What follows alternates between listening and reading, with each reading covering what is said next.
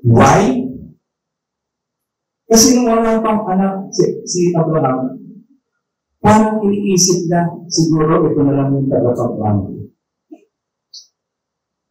They raised up Eliezer like a son. So siguro ito na lang yung tagapagpapalala. At sinabi nila, bibigyan kita ng tulong ng anak. Now, who can tell me what's the meaning of Eliezer? Eliezer.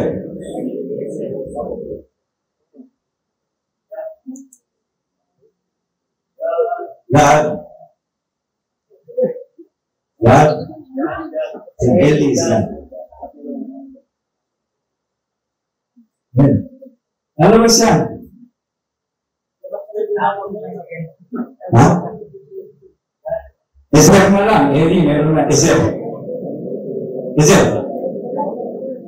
Helper. God is my helper. Last week, natutunan natin, God is my provider. Huwag mo nakalimutan yung mga natutunan natin tulad. Dahil pagdating natin sa mga sitwasyon, at di natin kilala ang ating Diyos, itutunan tayo. Diba? Magandang mapaalalahanan tayo eh. Kinakapos. Sino kinakapos ko na? Kapos? Mag-practice ko mag-shooting. Kasi kung kinakapos tayo magandang ipaalala sa atin, God is mine. Now the meaning of the servant of Abraham Eliezer is God is my God. Tingnan natin kung pinanindigan ng alipin ito ang kanyang pangalan. Kasi pinagagawa ni Abraham Eliezer, parang naghahanap ng karayon sa dayamihan. Ano ba yun? Sa maraming dayami, parang naghahanap na rin. Ihanap mo ng asawa na bumalikan mo sa amin. Isa ba ka magpahanap ko? Ano bang kilala yung Eliezer? Pag sino doon? Sino sa mga pagpahanap? So he was dahil sa isang tapat na alipin, hindi siya nagreklamo. Pero nagtanong ang alipin, paano po kung ayaw sumama? Hindi niya sinabi, paano kung hindi ako makahanap? Nakita niyo? Hindi niya sinabi, paano hindi ako makahanap? Wala sa isip niya, hindi siya makakahanap. Anong pangalan niya ng alipin? Anong gawin niya? So, alam niya kung bakit makakahanap siya. Why? God is my help. God is my help. If God is our help, makakahanap tayo. Ang concern niya, Eliezer, ganito, paano po kundi ayaw sumama ng babae sa lugar nito? Dadalhin ko na lang kung ba sa isa. Sumagot si Abraham, huwag mong dadalhin sa isa. Tingala ako dito ng aking ang Diyos ng kalamitan mula sa sambahayan ng aking Ama sa lugar kung saan ako isinilang.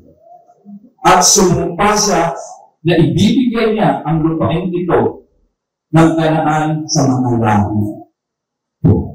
Kaya lumakad ka dahil, ito na ang statement ng pananampalataya. Kaya lumakad ka dahil magpapadala ang Panginoon ng anghel niya na sasama sa iyo para makakita ka roon ng mapapangasawa ng anak ko.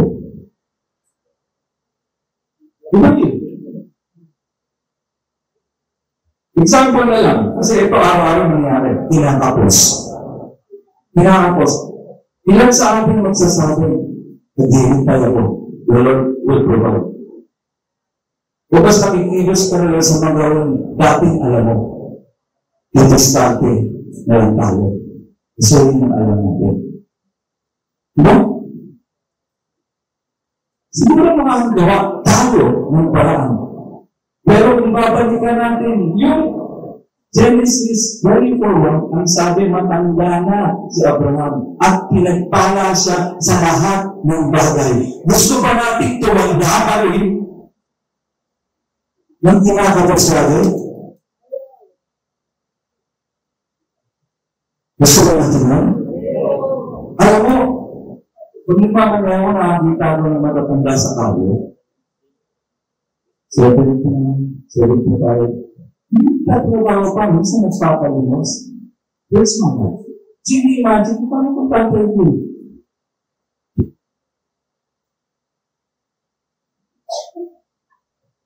God is already blessing us. Hindi mo sa katasan mo, gusto ka i-bless the Lord. Umayon ka mo. Umayos ka mo.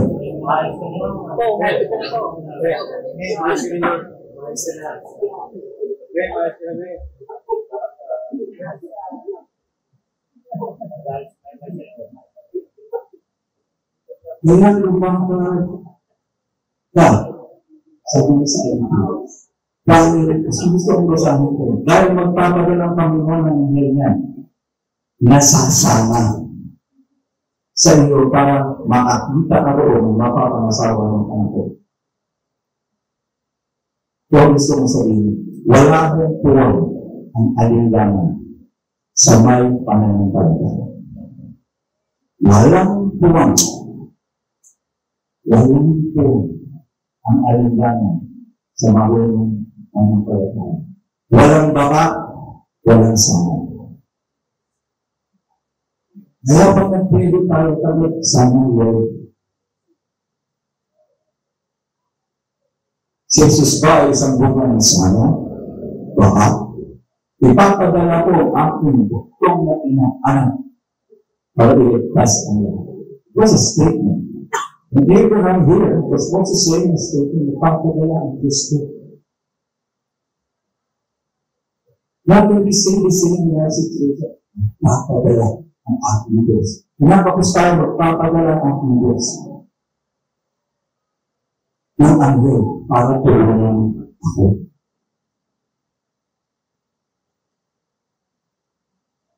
Naniniwala ba kayo dito? If when we believe in that, kahit yung anghel, pwede niyong utusan na magdala ng pera sa ating dito. Pumili sila. Matagal na po ito nangyari. Meron mo tayong kasama sa mga forma kaya sabi. Kaya, magtinggo pa. Sa labas po, Sa labas. Ha? Ikaw yun. Sa labas. So, sa araw, wala ko silang pagkapo. Wala. Siyempre, nandun siya sa kanilang entrance ng bahay niya. Isa Lord, bigyan mo naman po kami ng makakakami sa araw ng ito. Walang malapit. Pumasok isa. Nung malapit din ka nalilan, lumabas ulit. Ano yung nakita na? Isla. Lord. Nasa bangko. Sino naglagay mo? Kahit tao naglagay mo, sino kung basta maglalagay ng isla sa harapan, sa karantahan ng isang pamilya. But the Lord made it. Sino na dito nakaranas sa humingit, pinagkita tayo? Kaya ba niyong ulitin yan? Kaya niyong ulitin yan. Kaya yan daw. Siya ang Diyos noon na Abraham, Isaac at ako. Siya rin ang Diyos natin ngayon. At siya pa rin ang ating Diyos ng pangalan.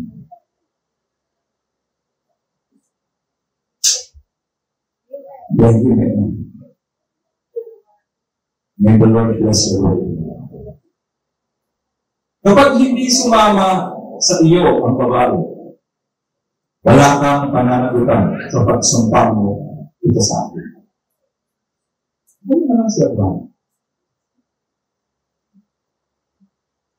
Pero huwag mong dadalhin ang anak ko sa balay kong ito. Lord, Lord. Ito ang paalala ko sa Lord. Ay sa aking sarili. Huwag na natin balikan kung saan tayo inialis ng Panginoon. Hanggang inalis niya si Abraham sa lupain pinanggaling na at dinala niya saan?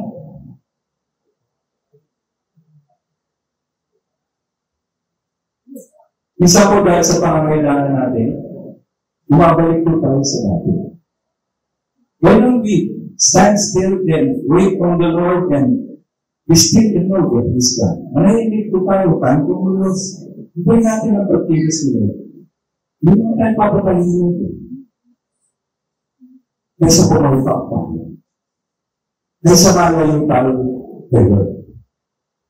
Sabi ko ay dito sa lupa, araw-araw, bilang na mission, bilang na senaryo, kailangan mo natin talaga na mananampalataya sa Panginoon. Natatakot tayo? Lord is my help. Hindi tayo matutulungan ng tao sa takot natin. Hindi na makalisan. But the Lord can.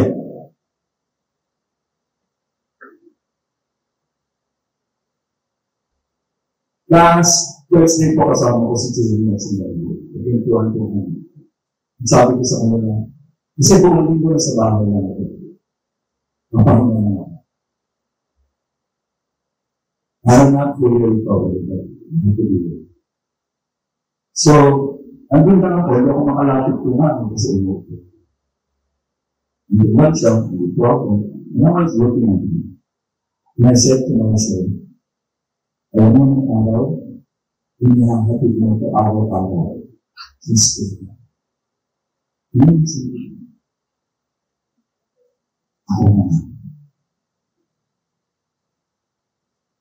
Bakit ko nasabi ito?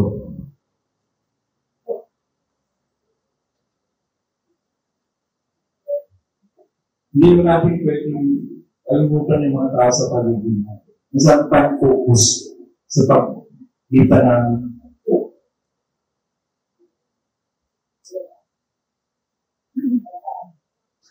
sabi ko na kahit ano, sa lapit, dato. Pero pag ganito ang nahanap mo, di ba hindi? Hindi nakita eh. Yan. Iwala lang kayo eh. Hindi na tayo nakita. Yan. Alam mo, the only reason hindi tayo makapananampalataya kay Lord at magtiwala. Bakit? Gagawin din natin. Ayaw natin isinilas. Hindi ka lalapit sa tao na-offend mo. Tama? Kung alam mo yung tao na hindi tapat yung relasyon mo sa ito. Bawa, tayo rin. Hindi naman tayo lagi nagkikita. Yeah? Tapos, huwag na nagkikita tayo. Tapos, alam mo na yung mga ginagawa mo, kaliwas. Yung mga sinasabi ko, at pinuturo ko sa'yo. Pangalakot ka ba sa akin na tumingin ng ako? Hindi na.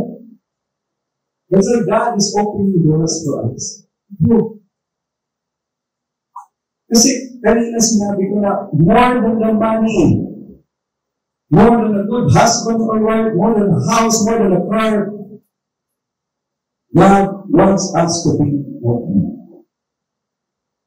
That's the word of God. Yung nakalooban ng Diyos, maging pamukha mo. Kaya inihahayag niya ang sarili niya, inihahayag niya kay Abraham. And look at what happened to Abraham. Sa edad niya, alam mo, how old is he? 150? 160? Huwag mo na, hindi na sila nag-gayos. Tapatan niya ng inihahayag. Kung ano yung pinapanampalatayanan niya. Walang baka, walang sana. Kayang meron ito ng Diyos na naglabas sa akin mula sa aking pinanggalingan hanggang dito sa ipinanap ko ng lupa kung saan niya pararanahin ang aking anak. Kaya nakita rin natin Gusto ito. Ang tanda ng isang tunay na katiwala. Naalala niyo yung message ni Bishop? Katiwala at alin sa dalawa? Tingnan natin kung anong ginawa ng tapat, katiwala. Pagkatapos kumuha ng alipin ng 10 kamelyo, pagkatapos nila mag-usap, pagkatapos ng marinig ang statement of faith ni Abraham, pagkatapos kumuha ang alipin ng 10 kamelyo at mga mamahaling regalo mula sa amo niya si Abraham. Lumakad siya agad papunta sa Aram na Haraim, ang bayan na tinitirahan ni Nahor. Sino nga si Nahor o Nahor? Kapatid ni Abraham. Pagdating ang alipin sa bayan, napunta. Pinarukod niya ang mga kamelyo. Therapy sa balon sa labas ng bayan. Dahil hapon noon at oras na ng pag-iigil ng mga kababayan. So hapon noon sila nag-iigil para hindi mainit. Sa lahat ng mga dalaga, kita sila. Doon sa balon. Doon naman sila. Ano ba ginagawa ng mga babae ng magkakasama?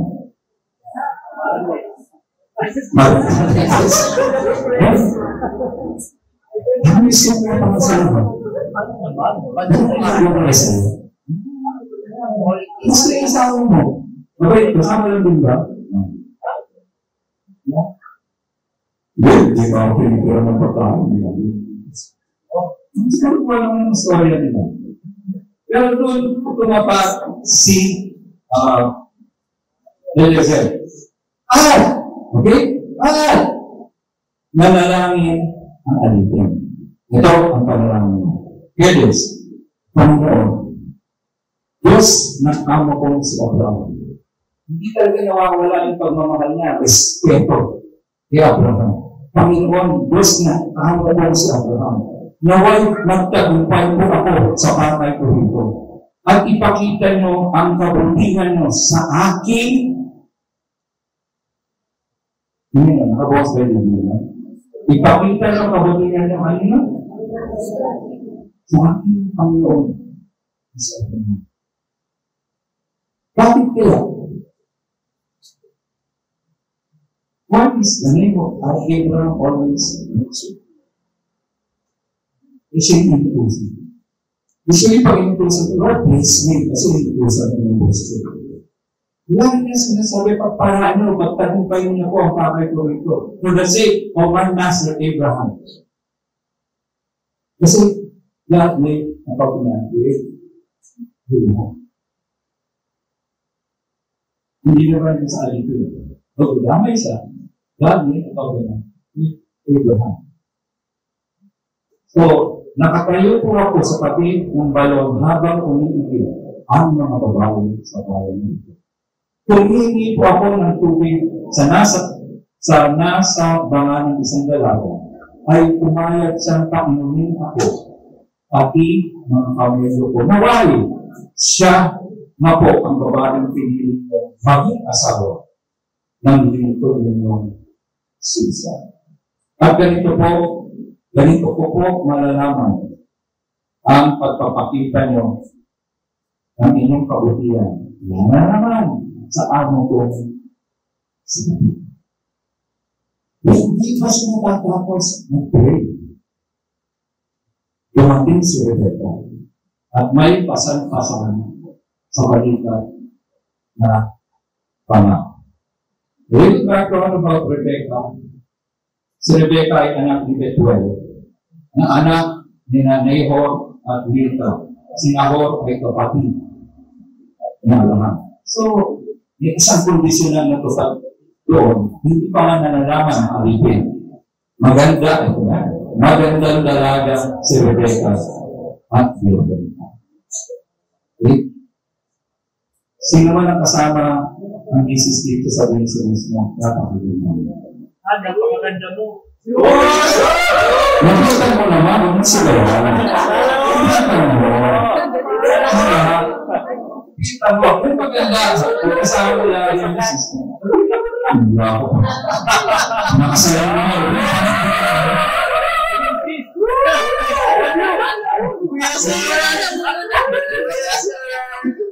So, bumaba siya papunta sa balon. Si Marta, yung nag-ibig. So, galing sa balon, bumaba siya at nilagyan niya ng tubig. Si Rebecca pala ito, bumaba si Rebecca sa balon at nilagyan niya ng tubig ng kanyang mahal. Pagkatapos, umakit siya. Ano na? Kasi yun naman ang pakay niya doon eh. Ayun ang pakay ni Rebecca. Pumunta siya sa balon at araw-araw ginagawa niya yun. Okay? Kumukuha siya ng tubig. Nagmadali ang alipin sa pagsalubong sa kanya at sinabi. So, paalis na, pauwi na, si Rebecca, sinalubong siya. Dahil siya, pwede po bang painumin sa banga o kahit kaunti lang? Sumagot si Rebecca, sige, pumunta. Habang binabasa ko yung panalangin, dahil siya, hindi lang sa palatandaan. Hindi lang, he's not just asking for signs. He was asking the Lord for the grace, yung katangian ng isang mabuting asawa. Ano lang yun? He's not asking, malamang, it's a sign, but bukit doon, humihingi siya ng Panginoon na mabait at hindi sobrada. Okay? Pwede mo ba akong palimin sa baka ng kahit pangkilan? Sumagot si Rebecca, sige, Ginoo. Ako ba? Sige, Ginoo. Wala pa mabait. Hindi sa misis mo ang buhay mo. Ikaw ang magawin mo tumala yan.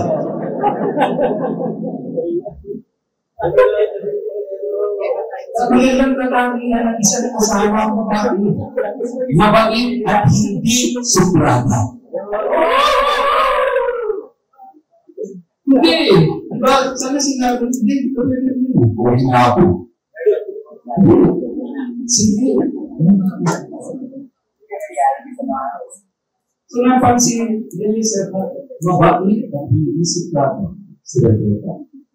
Mula sa balikat niya ni Rebecca, ibinaba niya agad ang baka at hinawakan ito habang umiinom ang alipin. Mapagsilbi si Rebecca. Hindi naman sa oba, wala naman muna. Istoryin sa hindi. Yun kung nasa yung baka, pinaglingkuran niya. Yung lingkod na, pinaglingkuran kanya. Mapagsilbi. Mabait, mapagsilbi si Rebecca. Pagkatapos niya, pag-inumin ang alipin, sinabi niya, iigib naman ako para sa mga kamelyo mo hanggang sa mga inom silang lahat. Ilan na yung kamelyo? 10.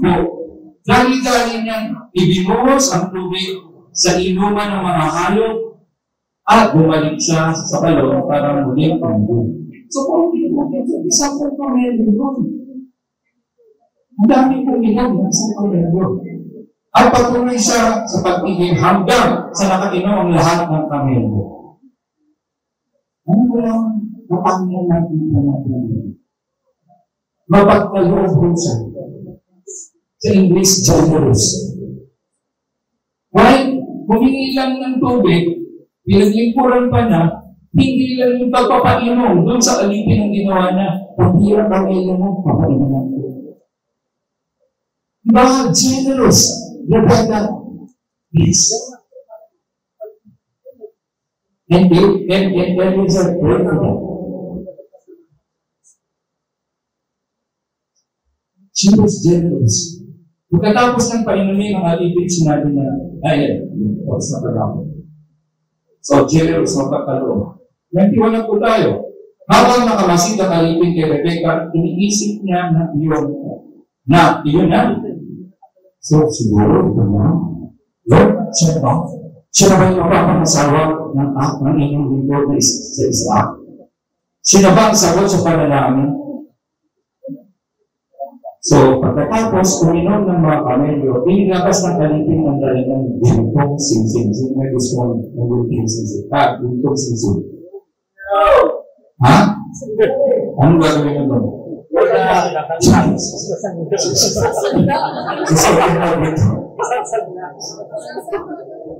Sasayawan natin.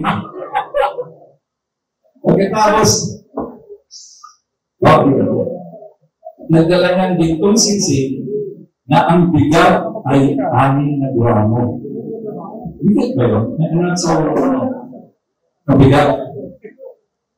Kasi malapit sila sa Saudi, magandang ito. Inilabas din niya ang 2 pulseras na ginto na ang bigat ay mga 120 gramo. At ibinigay niya ito kay Rebecca. Di pagkakuya ko ito pala si Rebecca. Pagkatapos nagtanong sa kay Rebecca, ito na. So, may nakita niya nag-unfold na.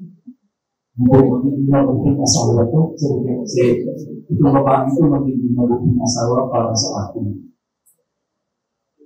Yes. Pagkatapos, gusto naman kasi siguro siyempre, magtuusan siya. Nangako siya kasi. Di ba? Ano nga yung inangako niya, di ba? Maghanap siya ng asawa. Pero masyadong binding yun eh. Masyadong binding. So, yun na ba nila? Bawa ko si Abraham, kasi sa Diyos. Bakit? Tingnan ka naman.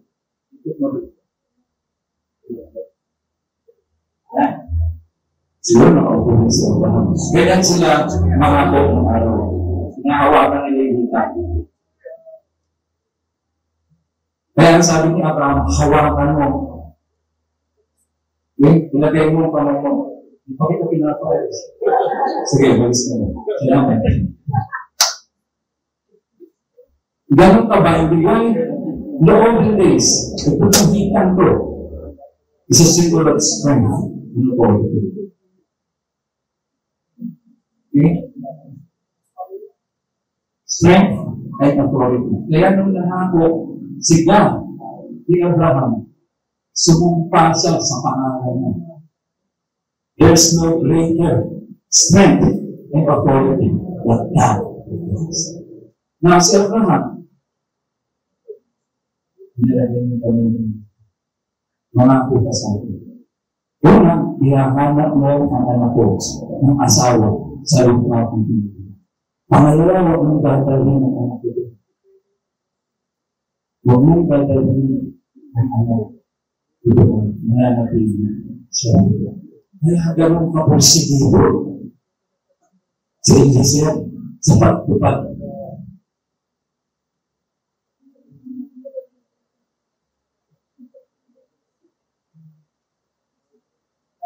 Lagi natin sinasabi, pag may community tayo, God gave us an everlasting life. Tama?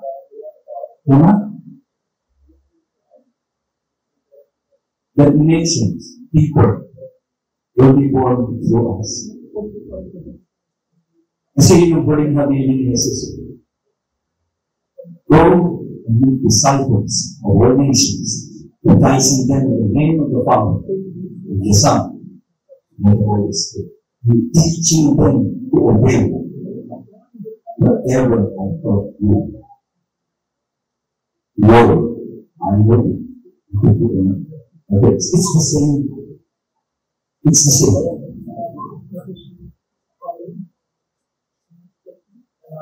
Parang